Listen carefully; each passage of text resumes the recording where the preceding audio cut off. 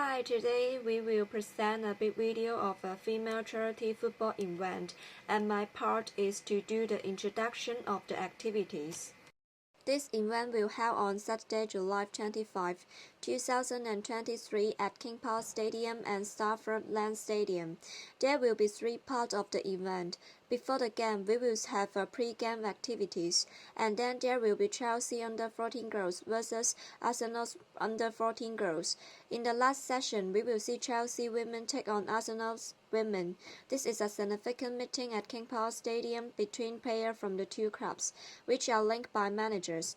100% of the proceeds raised from the fixtures will support a range of charity aims. Traditionally, sport has been dominated by men, both in terms of participation and governance. Women are excluded from the first modern Olympic Games, and they were only allowed to start joining in 4 years later. Moreover, women continue to face more and more barriers imposed by male hegemonic ideology, inspired their recent attempt to get equality and respect in sport, even though women's percent and involvement in sport have evolved.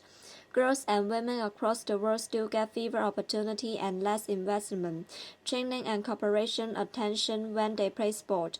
Hosting a female charity football event can let people pay more attention to female football and investigate a both problem. At the same time, women's football had come to be associated with charity.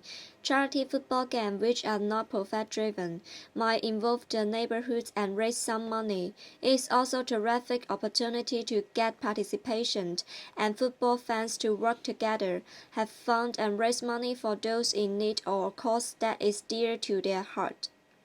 The event has three aims. The first aim is to challenging discrimination. Female charity football game aim to improve women's representation at all levels of the game by challenging discrimination and lobbying for change in the sport industry, and reduce negative attitude toward women working in football. The second aim is promoting gender equality. In most countries and most fields, women are not paid equally for the same job, and women don't have the same right and access to work. The match has helped bring issues of women's economic rights like this into spotlight once again, raising awareness on this important aspect of women's rights. The last aim is to empowering female player careers. We are aimed to support diversity and inclusion across sport and empower female athletes to play a role in shaping the future of the industry.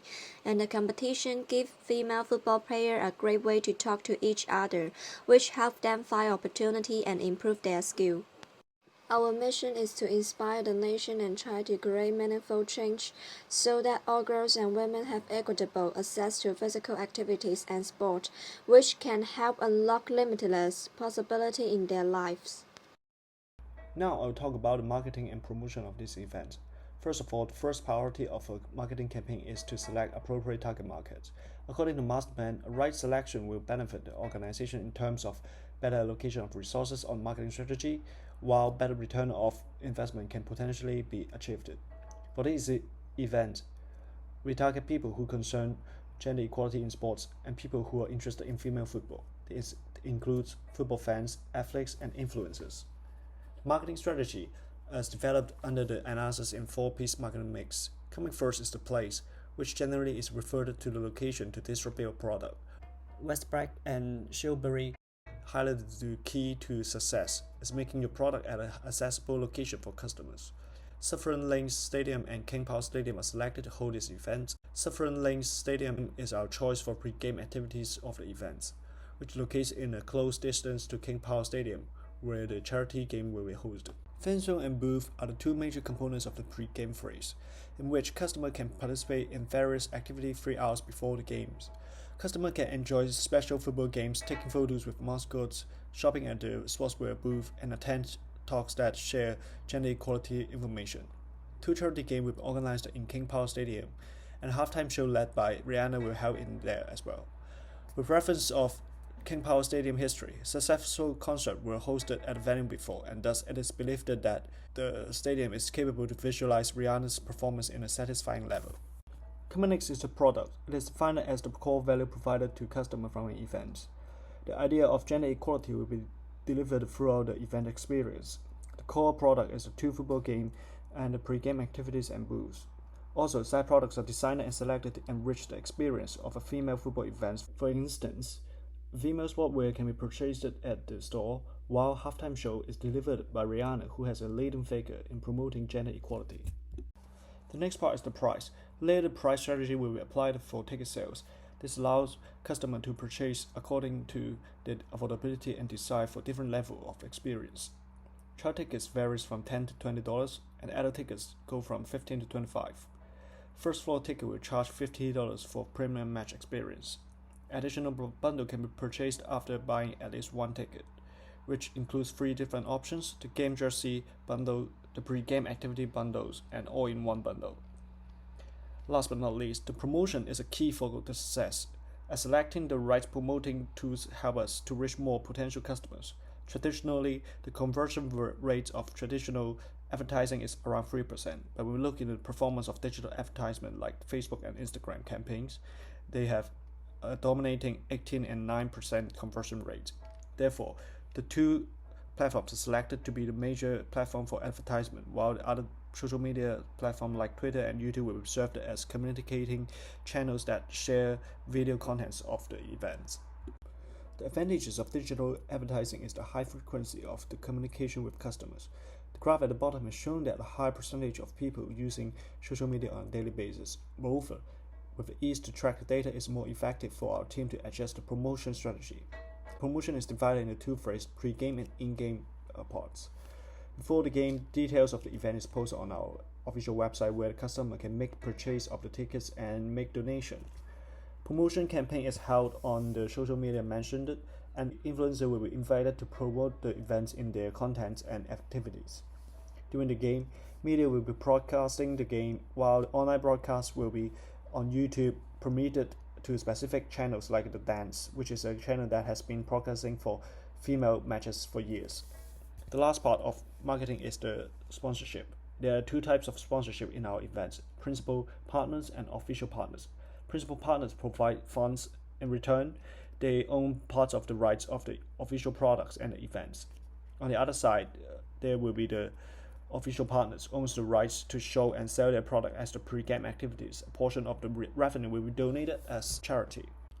Here is a list of our partners. You may have a question: why these official partners? Let's look at the blue chart. As is perceived by the public, gender equality in sport is not an important issue, but we and our sports sponsor believe it can change by our campaign. In fact, Lemmy's report suggested that many sport bra in the market does not well designed and lead to back pain of athletes, while other reports found that more than a quarter of individuals were prevented from exercising due to a lack of breast support in sportswear.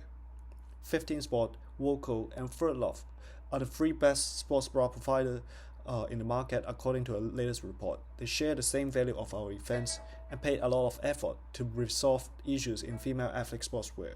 And finally, here is a concept design of the jersey and boots we used in the charity game, and we hope this can help you to visualize a bit more of this event. Venue and facility information of our event to you. Our choice for venue is the King Power Stadium. Opened in 2002, King Power Stadium is located in Filbert Way area of Leicester City, which is also the home of Premier League club Leicester City FC. The pitch size of this stadium is 105 meters long, while 68 meters wide. The stadium has a total capacity of 32,000 spectators, including 60 wheelchair accessible spaces for disabled fans. The seating is divided into 4 stands, and each stand has its own entrance for general public, as well as several VIP entrances for hospitality guests. In addition to the seating areas, King Power Stadium also has a range of other facilities, including VIP suites, executive boxes, conference room, and event spaces. The stadium also has an LED flood lighting system with 2 giant screens, which allows for better visibility during night matches. So why we choose Leicester City as our hosting venue? First is the location. Located in the center of England, Leicester City is close to all major English cities, like London, Manchester City, Liverpool, and Birmingham. Therefore, it is convenient for fans from all over the UK to participate in our event by almost equal travel duration for different areas. Second reason will be accountability. King Power Stadium is a Premier League stage venue, which means it meets the standards set by one of the top professional football leagues in the world. Also, King Power Stadium offers a feasible cost for hosting events or matches compared to larger stadiums within the country. And here is our parking guide on match day. As you can see, this is a map of the surrounding area of King Power Stadium, which shows the overall condition of parking. The first choice for most of our visitors could be the Club Running car park on Filbert Street, and there are also several independent car parks in the nearby streets, such as Freeman's Common and Leicester City Rugby Stadium. Our disabled guests can park their cars on Rodyke Street, and for cyclists, King Power Car Park B is their choice. All our staff and VIP guests will enter by using Car Park A, which is close to our VIP lounge. And here is the running time and pricing for different options. One thing to be noticed is that our Club Running Filbert Street car park could only be pre-booked before 12 p.m. on the day before the match day. And if none of these options are your choice, the averaging pricing around the area is around 3 pound or 4 pound per car. For our beloved cyclists, 20 spaces will be reserved for them on match day at Car Park B. And for disabled fans, 7 spaces will be available in Car Park B and 3 will be available in Car Park C. And here is our match day map. There will be 2 separated car roads on match day. Road 1 for public visitors, while Road 2 for staff and our VIPs, guiding by our staff and police. For walking entrances, there will be 4 main entrances for fans to entering the stadium area, and 1 staff-only entrance for our players and VIPs. 57 sub-entrance gates, including 6 disability entrances, will be opened 2 hours before our first match at King Power Stadium. And if there is an emergency on our match day, we will evacuate the crowd based on the nearby principle, which letting the audiences leave from the nearest main exits of their stands. And during the evacuation, we will also provide priority access for those disabled individuals, elders, and kids. Furthermore, for the overall efficiency of the evacuation, the audiences from the lower stands will evacuate first, in order to avoid trampling and conjunction from the higher stands. For prohibited items, this event will strictly follow the matchday regulations of the King Power Stadium. And for facilities of our pre-game activity, we choose Saffron Lane Athletics Stadium. It's a huge sports ground with capacity of 4,000 visitors in maximum. It only takes 30 minutes walk from the King Power Stadium to reach Saffron Lane Athletics Stadium, and the car park nearby can accommodate up to 80 vehicles. Also, considering of the potential huge flow of people during the activity, we will also prepare portable toilets in advance to handle the situation. The numbers of toilets installation will be based on the pre-sale condition of our tickets. Thank you for the explanation of the venues and sporting facility. My name is Christina, and I will be talking about the equipment and transportation section of this big event. To ensure that our event runs smoothly as possible, there are some of the equipment that will be needed in the match. So we have been choosing the Nike Merlin football as shown in the picture because of its excellent quality and performance. This ball is also used by the Professional Women's Football League in the UK, which is proven to be the best official match ball. And for the purpose of preparation before our match, we have chosen the Nike Academy ball as our training ball. We understand that injuries can happen during a match, which is why we have also prepared 2 sets of first aid kits so that our players can get the proper care if needed. Furthermore, for the jersey, we have chosen the Nike Traffic Technology jersey, which is made from 100% recycled polyester fabric to provide comfort, and is also sustainable to the planet. We have also prepared football bibs for our players. Moving on to the next part is the transportation method. If you're planning to attend our charity football match, we've got you covered with multiple transportation options. Spectators from central London can take the train from St Pancras International to Leicester for just an hour journey. While if you prefer driving, you can take the M1 motorway northbound from London to Leicester, which will take approximately 2 hours. Alternatively, take the bus from London Victoria Cross Station to Leicester, which is 2.5-hour journey. And for our players and staff, we will be providing a coach from central London to the stadium, which will cost £860 for the 101.8-mile journey. With these various methods of transportation available, we want to make sure that everyone can attend our event, and we hope to see you there. For the cost breakdown for our upcoming charity football match, we've put together a list of the necessary items, which is we need 4 official match balls, which is £100 each, 8 training balls at £25 each, 2 first aid kits at £40 each, 80 sets of play jersey at £40 each, 40 football bits at £1 each. In terms of transportation, we need 4 coach, which will cost $816 per coach, which in total, all of this item will account to £4,305. For the team that is invited for a charity football match is between Arsenal and Chelsea. The reason why we invite these two teams are due to that they are among the top teams in the Women's Super League and also have an youth academy. So it is important to include these youth academy children in our charity, as study believes that adults are more likely to donate to a charity when children are present. This charity match will begin with Chelsea and Arsenal under-16 team, which is the youth team, to give exposure towards these children, especially girls, to play football, as well as attracting wider audience, which includes families and younger fans. In the evening, the match will continue with Chelsea and Arsenal senior team, which is a mixture from academy players, retired players, and we also have special appearance from Rihanna. For the team sheet of Chelsea, we will be having few academy players, which is highlighted in pink for the starting lineup to give them exposure in football. And also, we will be having some of retired legends such as Katie Chapman, who is a former Chelsea player and recently nominated in the Women's Super League Hall of Fame for her contribution in football. The next Chelsea legend that is in the starting lineup are Eniolo Aluko, who have scored 33 goals in 102 appearances and helped Chelsea won Women's FA Cup and the WSL. For the Arsenal side, the academy players were highlighted in yellow.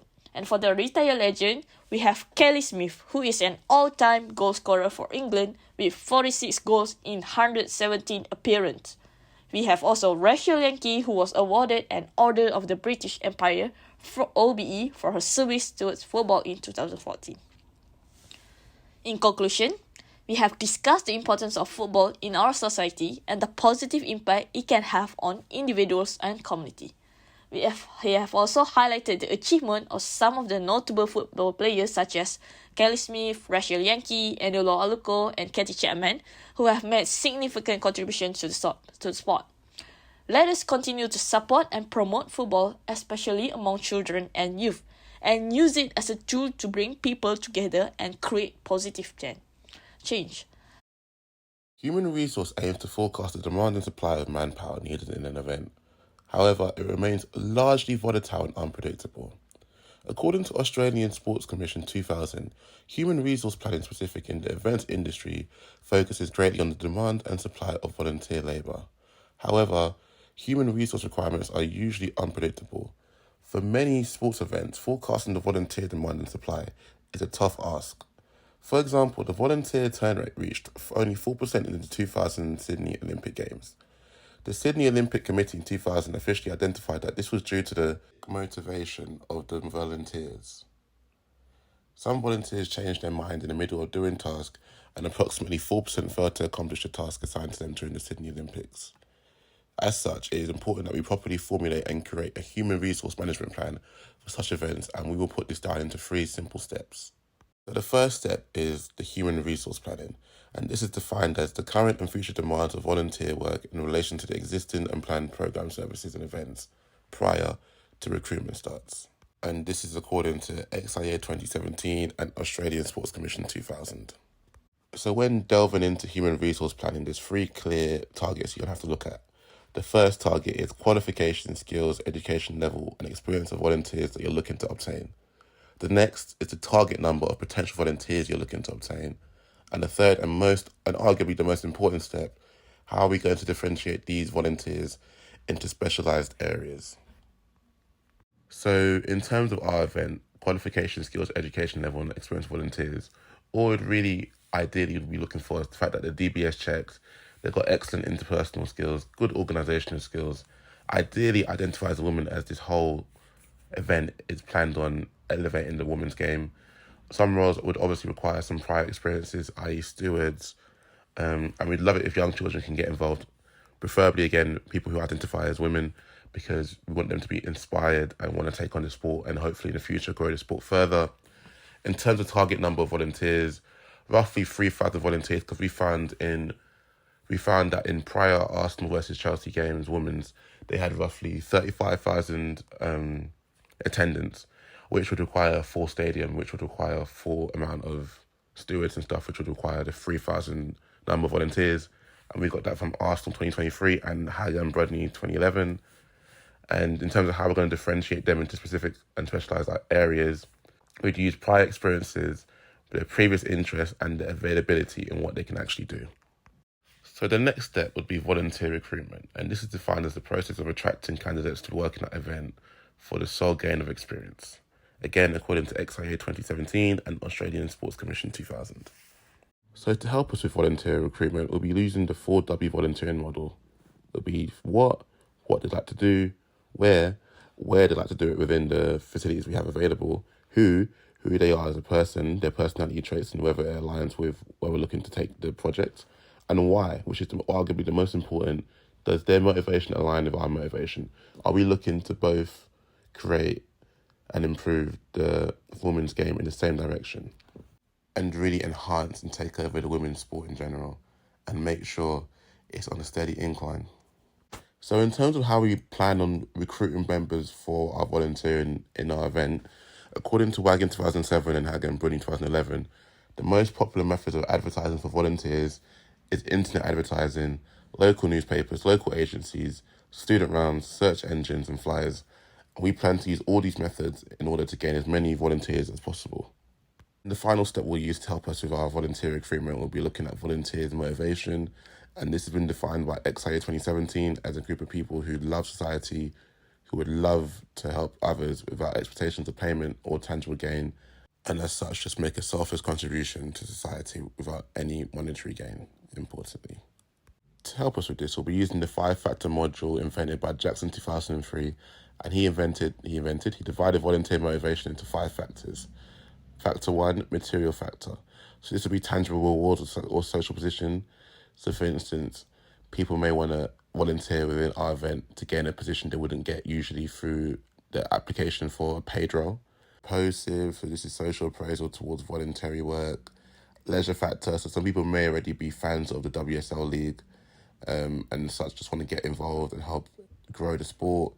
Egoistic factor, so obviously you get increased feel good and self-esteem from voluntary work, which could inspire more people to want to volunteer within our event. And then external factors, it may already be a family tradition to volunteer and it may be something close to their heart, so as such they want to help grow the women's game. Or alternatively, they may already be involved at grassroots level and they just want to help. It's not lost on us the fact that some roles will require paid workers, such as bar staff, officials for the game, and event managers, and these just highlight a few jobs that will need to be paid for, and these will be accounted for in our overall budgeting. But it's important to properly emphasise that we are aware that some workers will need to be paid for the jobs they'll do. Alongside this, we're also aware that some staff will be newly qualified or rookie level at what they do, so as such we'll need to run proper training to ensure the crowd safety and the safety of players and just the overall safety of the event. And again, this is according to XIA 2017. I'll now pass over to Hastomo, who will look at the overall projected budget for running this event. So the next thing is a projected budget. When it comes to planning an event, money is always a need. Prior to planning the event, a budget estimate should always be made. So for our advertisement budget campaign, the total is £37,000, and for the venue and sports facility budget, the total is £7,800. So this is our projected budget. Like I said, as I mentioned before, the advertising campaign is 37,000, and the total rental equipment should be £7,000. It's already included with the purchasing equipment. The transportation budget, the coach, we rent the coach and bus is £3,000, and for the human resource, the cost is only for training for the staff and paid staff. So the grand total for our projected budget is 56,000 £400. So for projected budget breakdown for charity football match, for the advertising is 58%, for the human resource is 80%, for the transportation is 80%, purchase equipment is 1%, and for the rental of equipment is 5%. Event donation definition. So event donation is defined as a gift which does not confer full of or partial ownership of a deliverable, financial benefit, or control to the funder in return for the funding. So basically, it refers to the act of donating money or other resources to support the charity match. This can be in the form of a direct financial donation, sponsorship, or donation of goods or service for the event. So the amount of profit that we will receive will be equally divided into three sectors, which is to challenge discrimination, empowering female player careers, and promoting gender equality. We will be using the profit we gain to help organizations that have the same mission and value as ours in terms of helping more female players to get into football. For the proposal to reshape the event concept based on contemporary challenges, charity game has been a common event for a specific purpose in football community. However, in most cases, the awareness to focus the issue would drop following the end of the event. The gender inequality issue in the sport area is being neglected in many sense, and it deserves more attention in a more consistent way. Therefore, this event is not only focusing on the monetary support, but also a long-term awareness from society. Thus, instead of playing a single charity game, we transform the event into a one-day experience with pre-game activities and halftime show, in which attendants have more chance to understand the gender equality issue throughout the experience. To raise the public awareness, projects are proposed to start immediately after the events. For short term, some highlights of this charity event will be uploaded to all social platforms that we are running. For the long term, community members of this event will organize gender equality related talks and communities. The second one is influencers participated in this event will be invited to develop partnership with our organization and assist the development of female equality community.